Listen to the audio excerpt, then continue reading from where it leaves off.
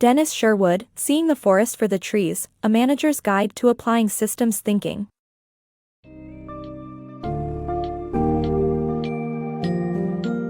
In Seeing the Forest for the Trees, A Manager's Guide to Applying Systems Thinking, author Dennis Sherwood provides an enlightening view into the world of systems thinking and its numerous applications. Throughout the book, Sherwood explores the essential aspects of systems, such as their emergent, self-organizing, and feedback-sustained nature. By discussing real-life examples and pioneer thinkers in the field, the book offers valuable insights into understanding businesses and other organizations as systems. To truly grasp the functioning of a system, one must analyze the dynamic connections among its components, mastering the feedback loops, and avoiding common pitfalls caused by overlooking systemic interactions.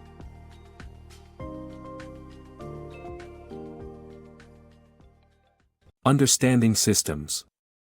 Systems are not just a collection of individual components, they are a collection of components that interact with each other.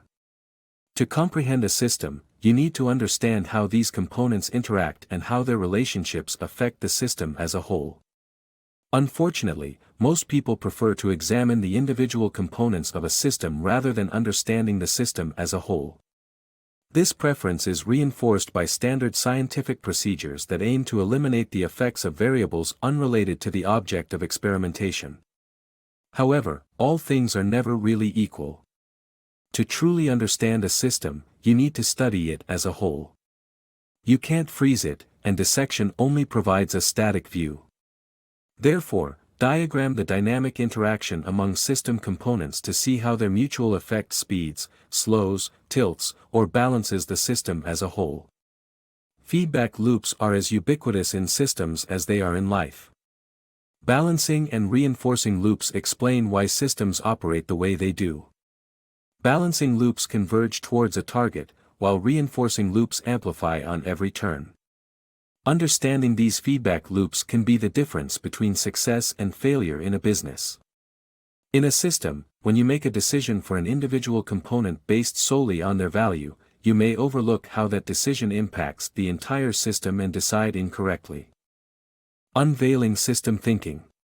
Systems are emergent, self-organizing, and sustained by feedback. This is the foundation of systems thinking, which has been around for centuries. From Aristotle to modern-day robotics, this concept has been instrumental in understanding complex systems. Drawing causal loop diagrams is at the core of this process. Various disciplines, including systems engineering, soft systems methodology, complexity and chaos theory, and management cybernetics, employ systems thinking to study real-life scenarios. Peter Senge, an MIT professor, stands out as the author of the bestseller The Fifth Discipline, where he defined how systemic thinking can transform corporations to become integrated learning organizations. Any reinforcing loop will exhibit either exponential growth or decline, depending on how it's influenced. Learning the motivations and actions of people in real systems is crucial, according to the soft systems methodology.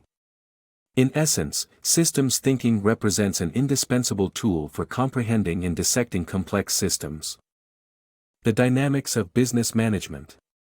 Businesses have various objectives, and managing them is about balancing multiple loops. A system of loops involves capability, service quality, and error rates. The workload, culpability, and errors are also interrelated. Meanwhile, high-performing teams have mental models in harmony, ensuring fundamental values are aligned. However, a policy to control headcount can have unintended consequences, leading to increased costs in temporary staff, errors, and quality. In essence, all components dynamically and continuously affect one another, highlighting the complexities of managing businesses. The importance of feedback loops in management. Management is all about taking actions, making decisions, being wise. The author stresses the significance of feedback loops in system dynamics modeling. There are three types of loops: feedback, reinforcing, and balancing. Creating awareness of these three loops encourages long-term and comprehensive thinking, policy design, teamwork, and reduces the probability of shoot-from-the-hip solutions. The author stresses the need for precision of thought and clarity of language for successful modeling. Feedback loops are circular with no evident beginning or end, every component driven by the one before it and driving the one after it.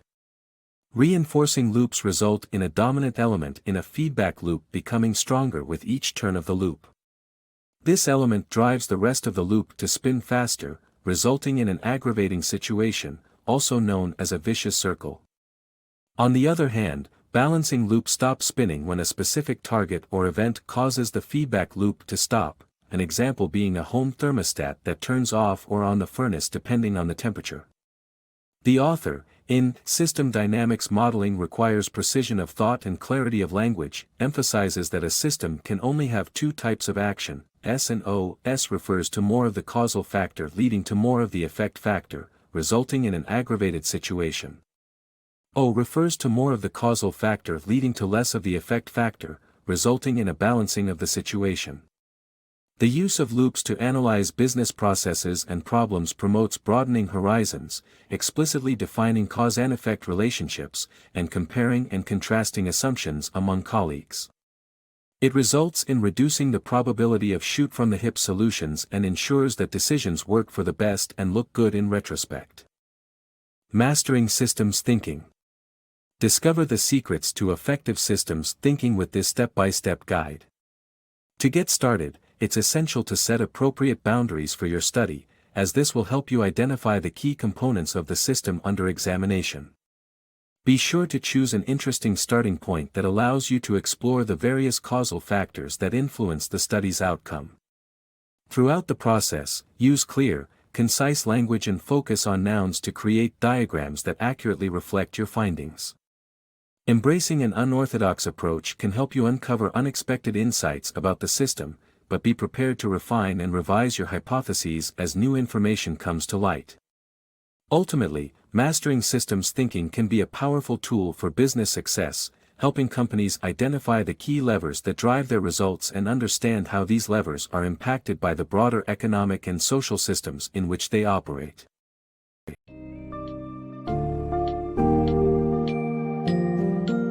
As we delve into the valuable lessons provided in Seeing the Forest for the Trees, it is vital to bear in mind the importance of analyzing and diagramming systems with loops, setting appropriate boundaries, and maintaining a clear understanding of components.